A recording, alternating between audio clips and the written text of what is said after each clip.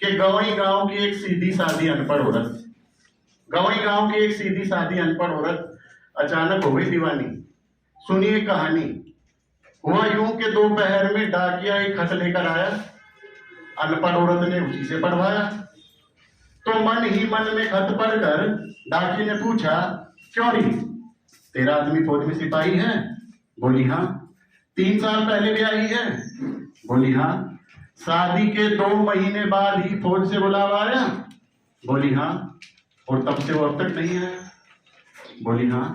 तो सुन, ये खत ये बता रहा है कि तेरा सिपहिया आज शाम की गाड़ी से आ रहा है।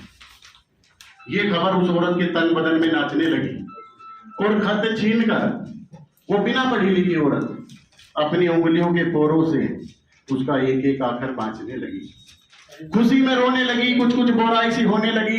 कभी इधर भागे, कभी उधर भागे, कभी ठगी सी ठहर जाए, सोते से जागे। खबर किस किस को सुनाए? कुछ समझ ना पाए। नहीं नहीं नहीं नहीं नहीं, खबर किसी को नहीं सुनाऊंगी। सुनाऊंगी तो मारी जाऊंगी। सब घर बाहर वाले उसे घेर लेंगे, मेरे पास आने नहीं देंगे। मैं तो दरवाजा बंद करके यहीं रिझाऊंगी। उसके लिए बढ़िया सी रसोई पकाऊंगी, अपने हाथों से खिलाऊंगी, पंखा जलूंगी और पानी पिलाऊंगी। हाय राम, सबसे ज्यादा कौन सी चीज अच्छी लगती है उसको? क्या बनाऊं, क्या खिलाऊं, क्या पिलाऊं? अरे दैया, बात कितनी खराब है। उसकी तो सबसे प्यारी चीज शराब है। मना करने पर भी रोजमर्रा लाता था। शाम होते ही वो तो खर्रा चढ़ाता था। अब ऐसी चीज किससे मंगवाऊं, कहां से लाऊं? अब खातिर करनी है तो एक दिन की छूट दे दूंगी, कुछ उल्टा सीधा नहीं कहूंगी, कुछ बुरा भला नहीं कहूंगी, पर ठर्रा कहां से आए? ऐसी चीज भला किससे मंगवाए? तभी उसे ध्यान आया कि ज्यादा ना पी जाए, इस डर से उसने एक बोतल छिपा दी थी, पेड़ के नीचे दबा दी थी।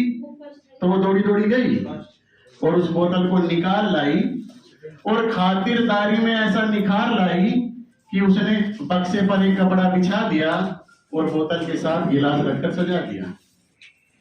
और इंतजारी की बेकरारी में वो सोचने लगी, एक बार तो उसने मुझे भी कहा था कि ले पी। मैंने कहा था नहीं जी। उसने जबरदस्ती की, गिलास मुंह से लगाया था, मैंने फोड़ दिया तो मेरे ऊपर हाथ उठाया था, हालांकि बाद में पछताया था। लेकिन आज उसकी तमन्ना कर दूंगी पूरी और साथ में उसके मैं भी पीऊंगी और कहूंगी, देखो जी, तुम्हारी तमन्ना मैंने कर दी है पूरी, लेकिन आज के बाद मत लाना ये अंगूरी। प्यार प्यार में मान जाएगा और आज के बाद शायद फिर कभी नहीं लाएगा। तो उसने एक गिलास और सजा दिया बक्से पर। उस दिन बड़ी रुक रुक के शाम आई, धुक धुक करता दिल धड़का, छुप छुप करती रेल आई। लेकिन सीटी की आवाज सुनते ही वो औरत सिहर गई, क्योंकि एक बात सोचते ही उसकी सारी साधना बिखर गई। अरे वो तो बोतल के साथ बर्फ भी लाता था, बर्फ के साथ ही ठर्रा चढ़ाता था।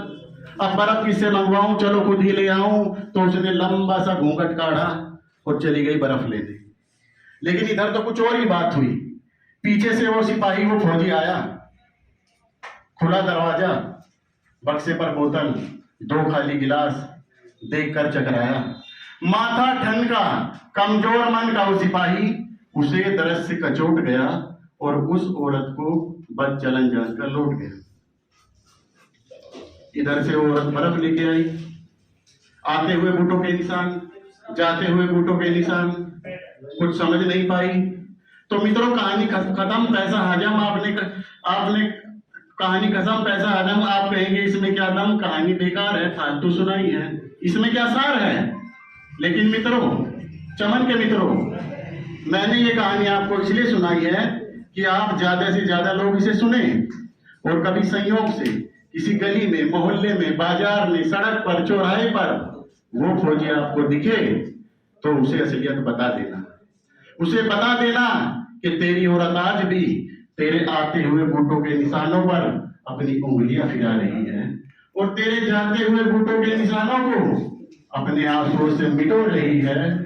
लौट जा, लौट जा, लौट जा, उसका बहुत ऊंचा चरित्र है। लौट जा मूर्ख, उसकी आस्था तो गंगा से भी ज्यादा पवित्र है, उसकी आस्था तो गंगा से भी ज्यादा पवित्र है, उसकी आस्था तो गंगा से भी ज्यादा